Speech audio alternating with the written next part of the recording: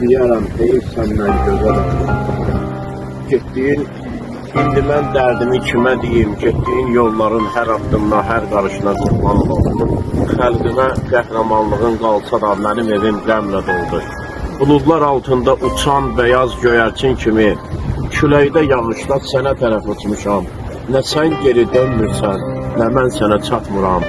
Səni axtarmaqdan əldən düşüb yorulmuşam. Həsrətindən yanan könlüm bir an səni unutmadı. Hər mənzildə xatırladı. Niyə məndən uzaqdasan? Səndən ötüb darıxmışam. Nə aranda, nə dağdasan. Sənə tərəf ay deyilən, in deyilən yol gəlmişəm. Nə yalansın bu dünya ki, istiğfar tez vaxtı.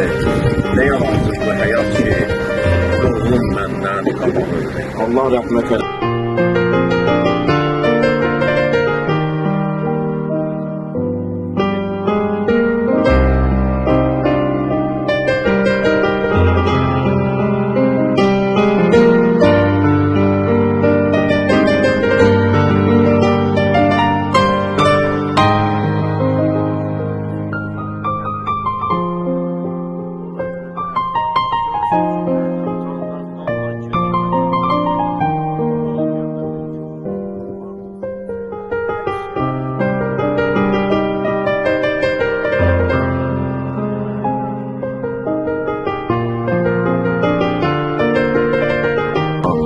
Olan 5-ci generaldı Azərbaycan tarixində. Yəni şəhid edilmiş 5-ci generaldır.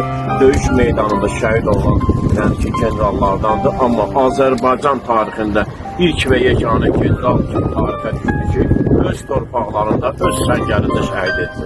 Allah ona rəhmət eləsin. Bax, belə